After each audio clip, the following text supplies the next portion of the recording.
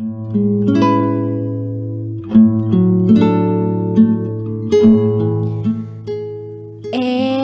now, it's time for DJ Rocky's Secret Files.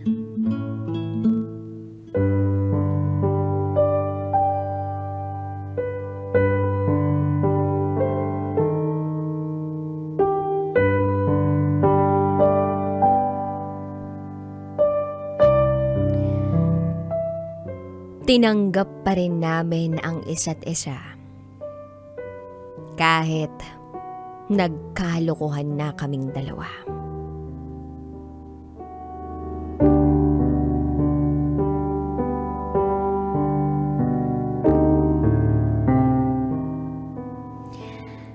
Hi DJ Rocky. Palagi akong nakikinig ng programa mo. At hindi ko akalain na isa rin ako sa magsusulat sa iyo.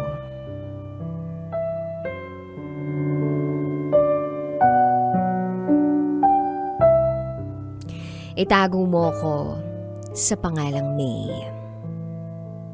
At ito, ang aking secret file.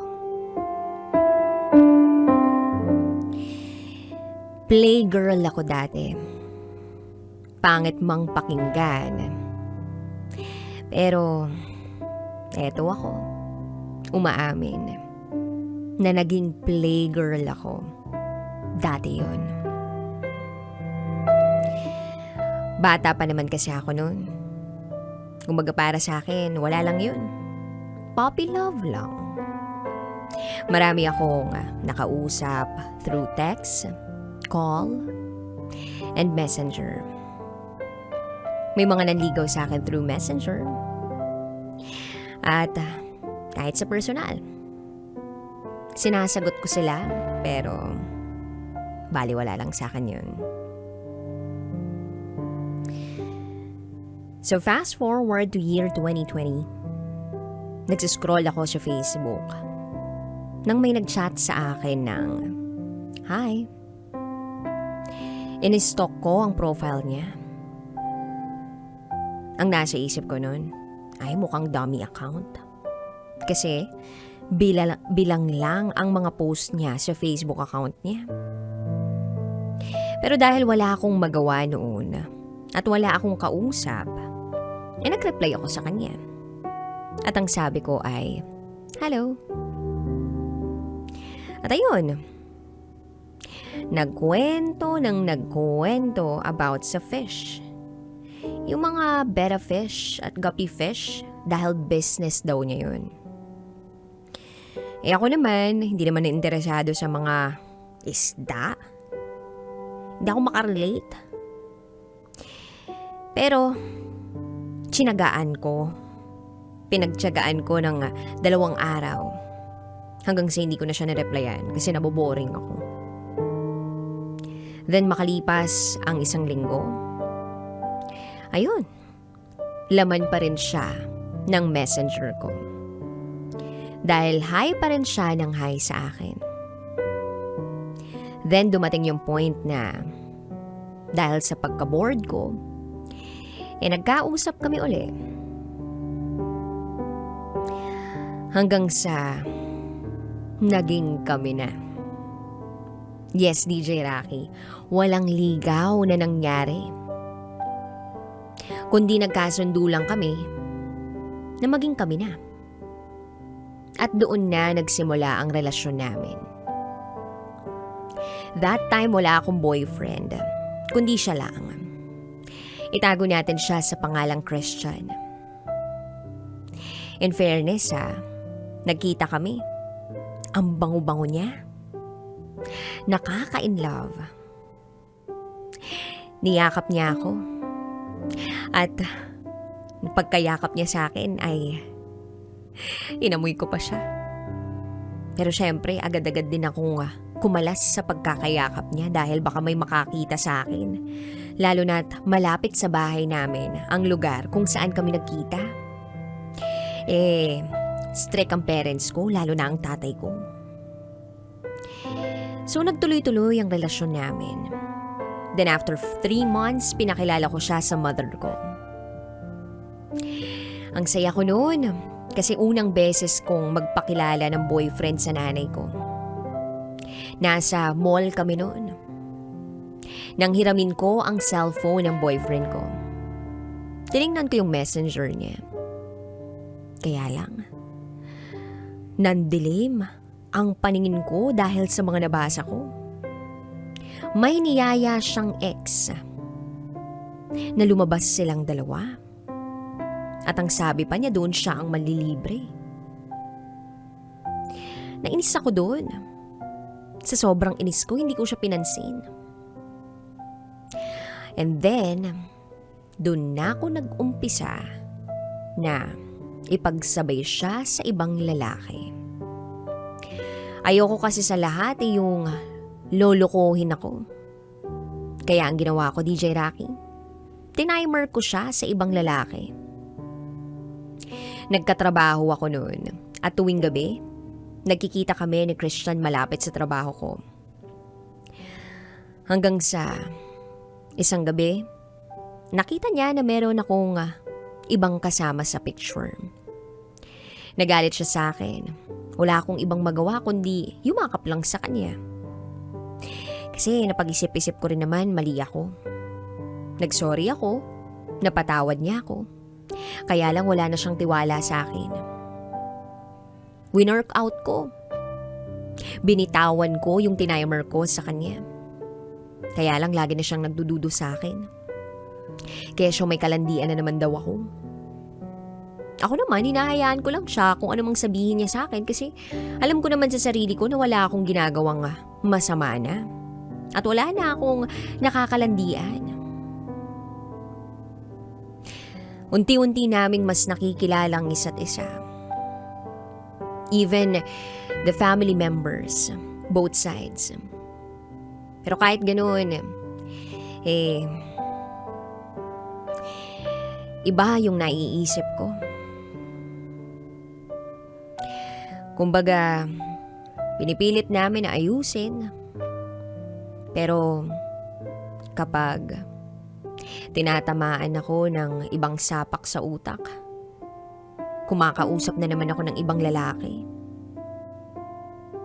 Hanggang sa nahuli na naman niya ako na may kausap na iba.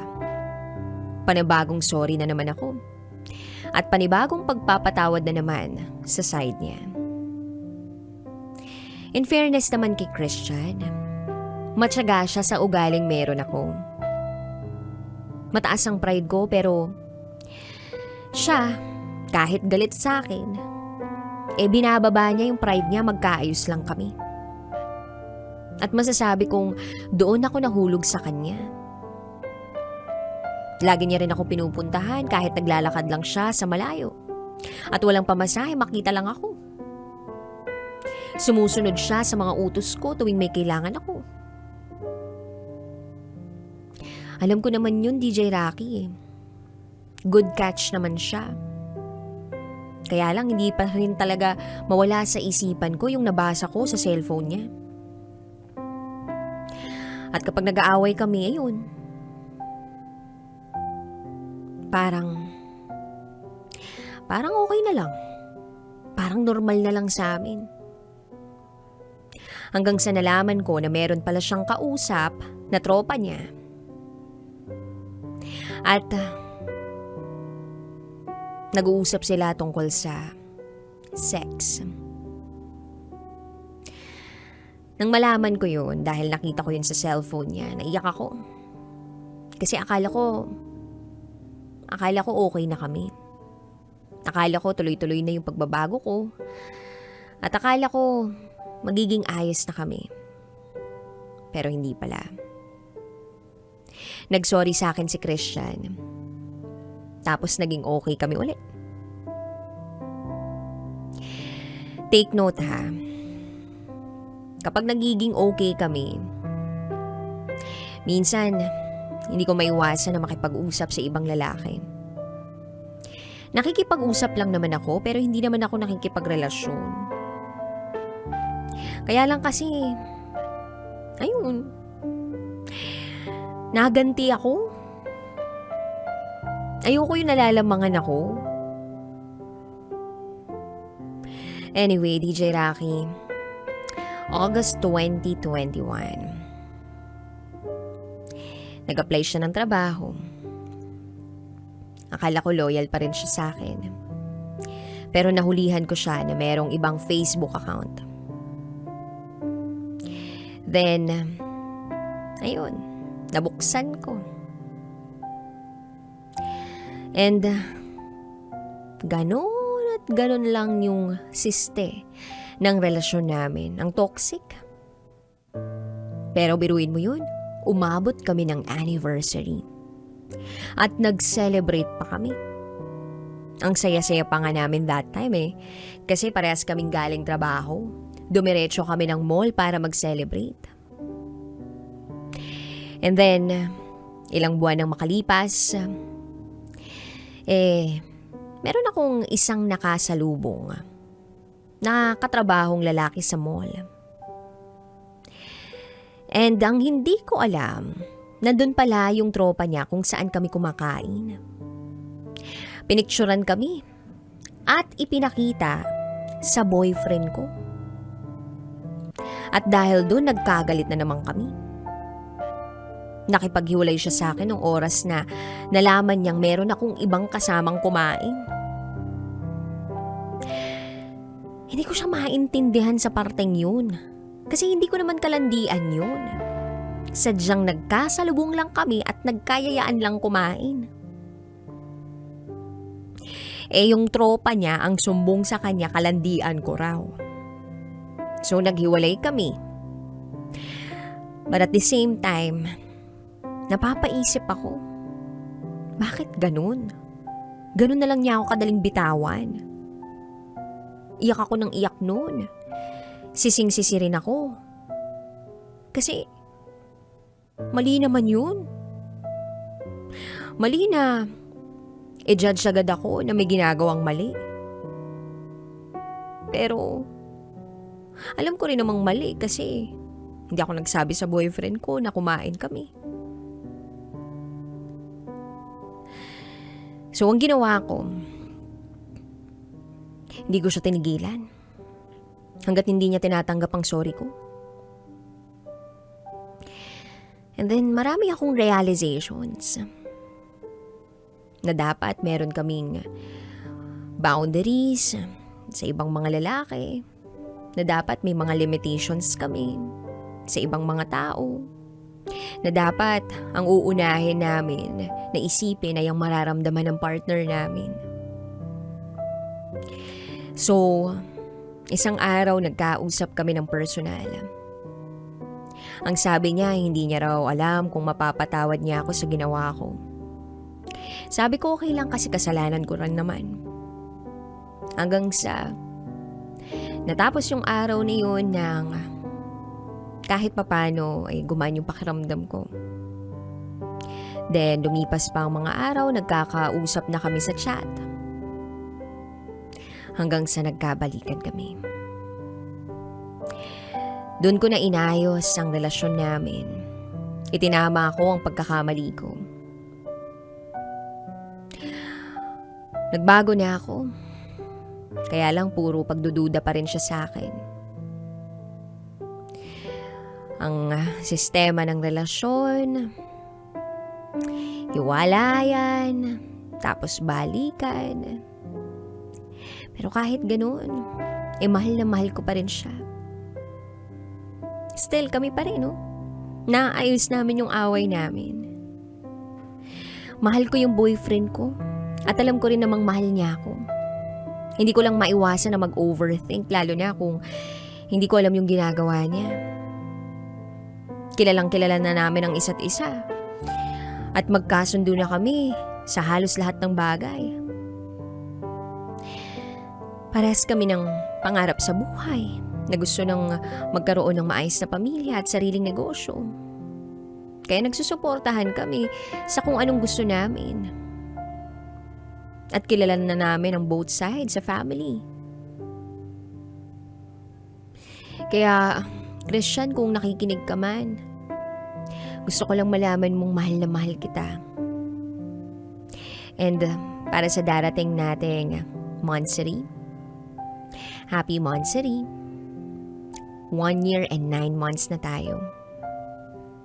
Sana kahit mag-away tayo, hanggang away lang at hindi tayo maghihiwalay. Hanggang dito na lang po, DJ Rocky. Muli, ako si May. At ito ang aking secret file.